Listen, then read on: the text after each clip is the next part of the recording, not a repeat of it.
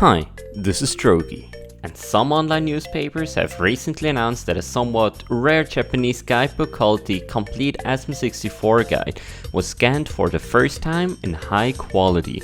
Finally, we get to enjoy the amazing clay dioramas they use to display the stages of Super Mario 64.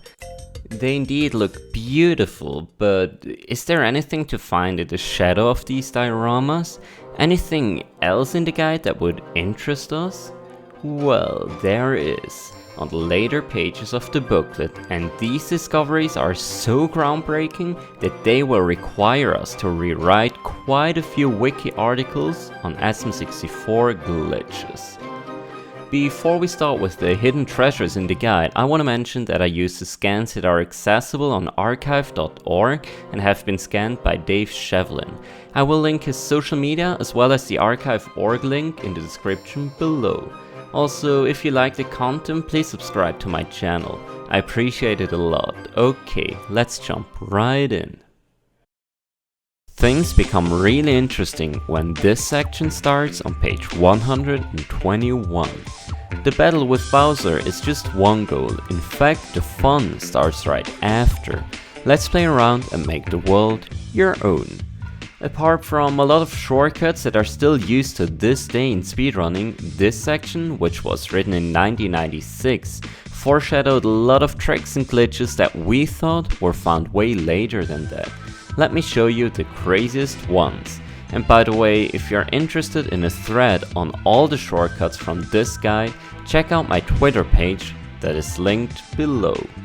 Okay, first off, the JRB cannon shot. This guide shows a less sophisticated and slower visual cue for players to skip the rock pillars.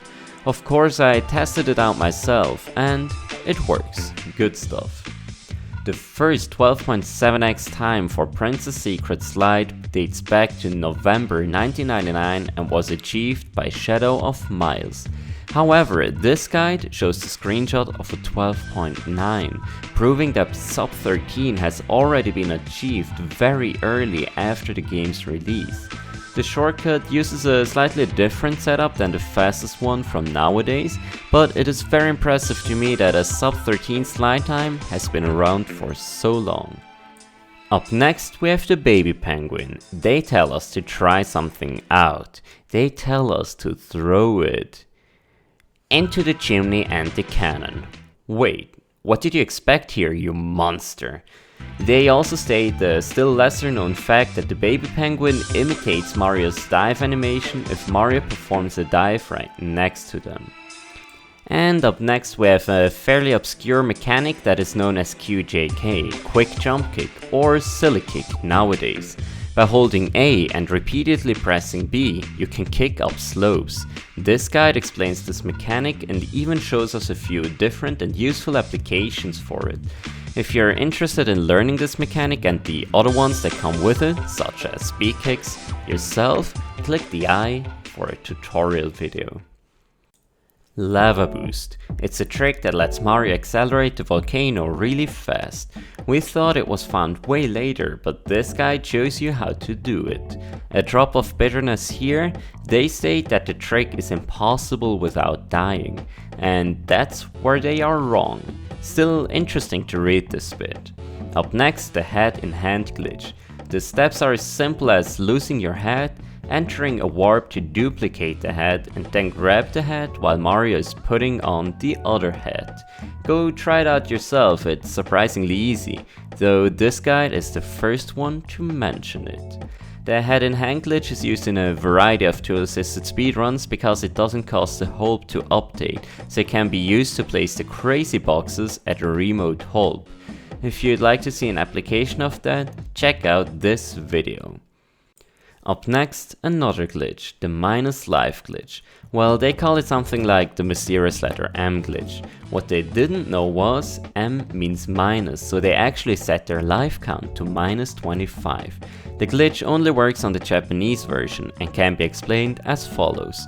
Collect 1000 coins, for example in the first Bowser fight, and your life count will become minus 25. Pannenkoek 2012. explains this really well. It seems to be a copy-paste error. This is what they intended. If your lives go over 100, the lives will stay at 100. If the coins go over 999, the coins will stay at 999. However, they accidentally made it so if the coin count exceeds 999, the lives will instead stay at 999, and due to the game being unable to handle both bytes from the number 999 and hexadecimals, the lives will snap to -25. Anyway, amazing they found it so shortly after the game was released, and if you want to try it out yourself, it also works in the castle lobby. Collect the 4 coins in the castle lobby on the Japanese version, leave the castle, go back in, collect them again, and repeat this 250 times, and you will reach a coin count of 1000, which will set your lives to -25. TTM Mountain Clip. A trick that saves a ton in speedruns by not having to climb up the mountain. Who found it? The people behind this guide. They give us a useful tutorial even. What they didn't figure out? How to use this glitch to get to the top of the platform. Now, coming up is the craziest thing they found. We will have to rewrite the history books because the first mention of one of the most iconic glitches in speedrunning, nay, in gaming overall, was not first mentioned in a Club Nintendo Mexico magazine from 2000. It dates back all the way to 1996. The complete Super Mario 64 guide teaches us how to beat the game with less stars than intended, and you all know which glitch is required for this feat. The BLJ, short for backward long jump. We will have to add quite a few wiki pages to give credit to the Japanese guide telling us to long jump down the stairs, turn your momentum around while still holding C, and mashing A to build up a ton of speed to finish the game with only 31 stars. If you found this video interesting, make sure to follow me on my social media for more content like this. I appreciate it a lot. Special thanks to JackedPuffGuy for the render of the wing cap stage that I used as a background for this video. Also special thanks to Corey for a few translations. Thank you so much for watching. I wish you all a very nice day. See ya.